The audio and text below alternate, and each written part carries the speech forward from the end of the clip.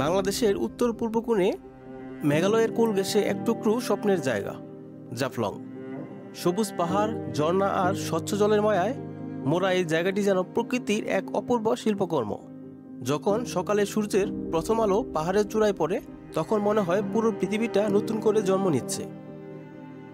এখানে নদীর জলে পাহাড়ের প্রতিবিম্ব পড়ে যেন রঙিন আয়না তৈরি করে। প্রকৃতি এখানে যেন নিজ হাতে তুলিতে আঁকা এক ছবির মতো। জাফলংয়ের প্রতিটি হাওয়ায়, প্রতিটি কণায় লুকিয়ে আছে প্রশান্তির সুর। প্রতিটি ভ্রমণপ্রেমীর কাছে এটি এক স্বপ্নের গন্তব্য। এ যেন বাংলাদেশের লিটল কাশ্মীর। প্রতিবার এলেই মনে হয় এই সৌন্দর্য ভাষায় বোঝানো যায় না, শুধু দেখা যায়, অনুভব করা যায়। জাফলংয়ের প্রাণ হল পিয়াইন নদী, যার স্বচ্ছ জল চোখে পড়লেই মন ভরে যায়। নদীর তলদেশে রঙিন পাথরের স্তর যেন প্রকৃতির এক শিল্পকর্ম। জলে দাঁড়ালে মনে হয় আপনি আকাশে ভাসছেন। পাহাড় থেকে নেমে আসা শীতল জল ছুঁয়ে দেয় পায়ের আঙ্গুলের প্রশান্তি। নৌকায় চড়ে এই নদীর বুক চিরে চলা এ এক অন্যরকম অভিজ্ঞতা। চারপাশে পাহাড়, পাখির ডাক আর জলের কলকল ধ্বনি, সব মিলিয়ে এক স্বপ্নময় আবহ। পিয়াইন নদী শুধু প্রকৃতি নয়, জাফলংবাসীর জীবনধারার অংশ।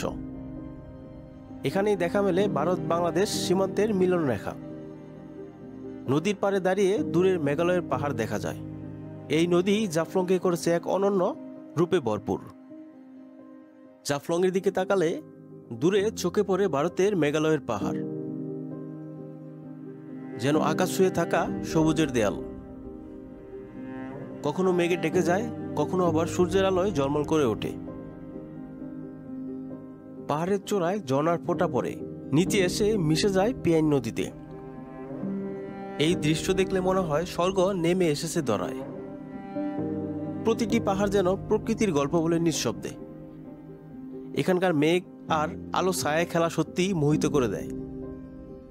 ভ্রমণকারীদের জন্য এটি এক অপূর্ব দৃশ্যাবলী উপহার দেয়।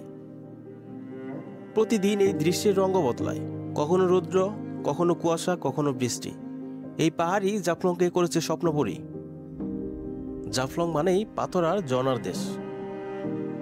পাহাড় থেকে নামা অসংখ্য ছোট বড় ঝর্ণা জাফলংকে করে তুলেছে প্রাণবন্ত। ঝর্ণার জলে সূর্যের আলো পড়ে ঝিলমিল করে যেন হীরের দ্যুতি ছড়ায়। নদীর তীরে স্থানীয় মানুষ পাথর সংগ্রহ করে জীবিকা নির্বাহ করে। তাদের জীবন কঠিন, কিন্তু প্রকৃতির সাথে মিশে আছে আনন্দের হাসি। পাথর উত্তোলনের দৃশ্যও এখানে এক ধরনের প্রাকৃতিক ছন্দ তৈরি করে। এই দৃশ্য দেখতে অনেক পর্যটক থেমে যায় অবাক হয়ে। মানুষ ও প্রকৃতির এই সহাবস্থান জাফলংকে দিয়েছে এক অনন্য রূপ। প্রকৃতির সঙ্গে এমনভাবে যুক্ত জীবন সচরাচর দেখা যায় না। এ যেন জীবনের এক প্রাণবন্ত চিত্রকল্প।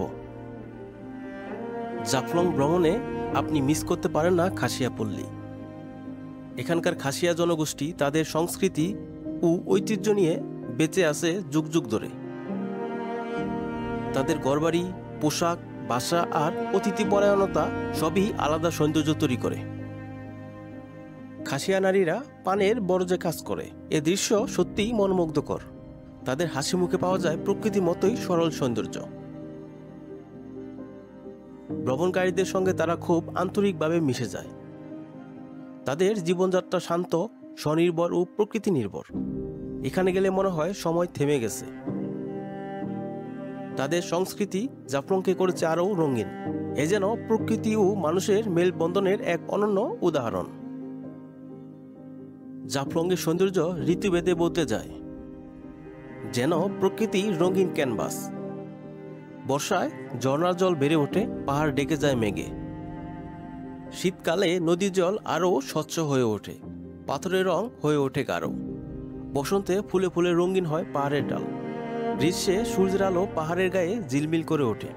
প্রতিটি ঋতু এখানে আলাদা গল্প বলে। ফটোগ্রাফারদের কাছে এটি এক স্বপ্নের জায়গা। প্রকৃতির এই পরিবর্তন জাফলংকে করে তুলেছে চিরনবীন। এখানে যতবারই আসা হোক, দৃশ্য কখনো একরকম থাকে না।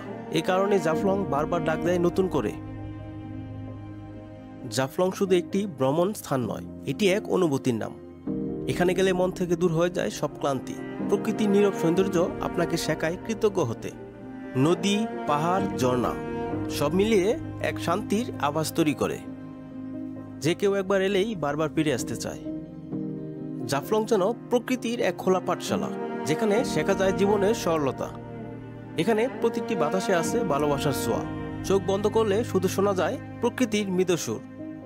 এটাই জাফলং, বাংলাদেশের এক জীবন্ত কবিতা, যেখানে প্রতিটি দৃশ্য বলে, এসো আমাকে অনুভব করো।